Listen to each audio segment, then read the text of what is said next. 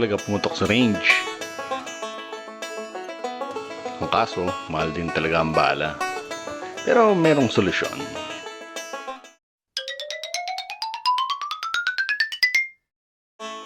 There was a time when the only rifle you can own was a 22 caliber. Today, we can own up to caliber 7.62 and semi-auto. Kaya di na masyado napapansin ng 22 LR sa gun shows. But they're still there. And they're so much fun for plinking.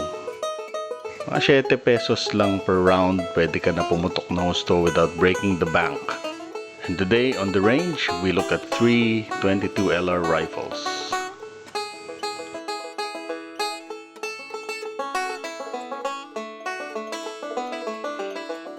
First, we have the Norinco JW25, the Mini Mauser. Parang Car 98 replica kasi. Solid wood frame and bolt action. Reminds me of my CMT model platoon days. Yes, nag-CMT ako.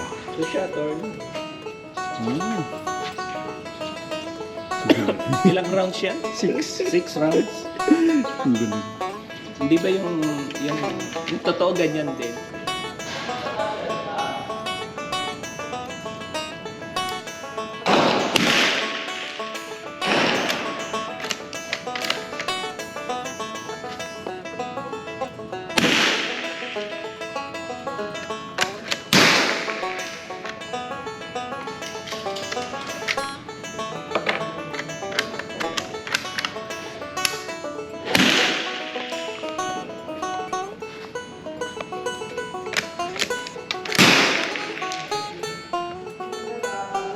Aabot ba sa 150 meters?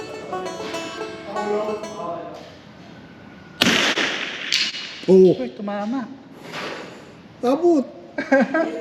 Iron sights pa yan.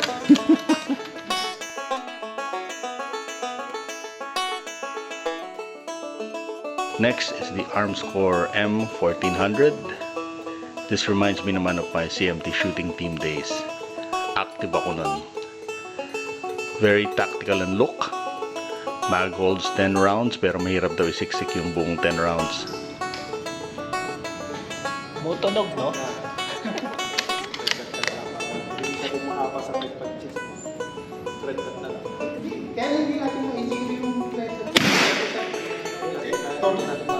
La, Okay, takin.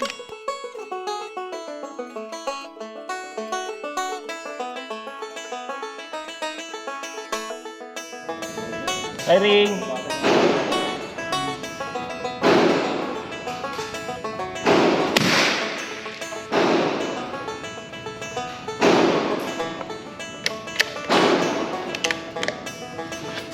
Tumatama din out to 150 meters.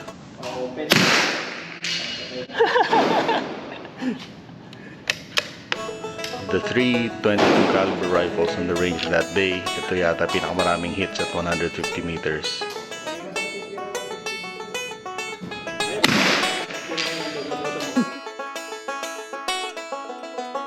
And finally, the Smith & Wesson M&P 1522. If you're like me and you love the AR platform, this is the one for you. Polymer upper and lower, mag holds 25 rounds. With this much capacity, this rifle is good for more than just blinking.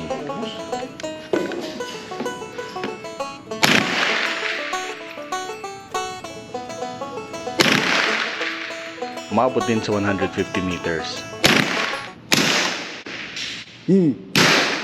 Walang tunog naman eh. Hit.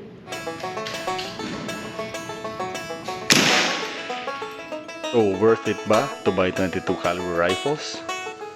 If you enjoy plinking, absolutely.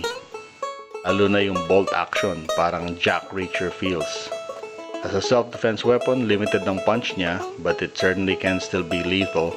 For a tight budget and you prefer a rifle over a handgun, pwede na rin to. Dual use, meaning plinking and self-defense na rin, mas maganda yung M&P. Of course, kung nanalo ka naman sa loto, then by all means, bili ka ng 5.56 or 7.62 pang plinking.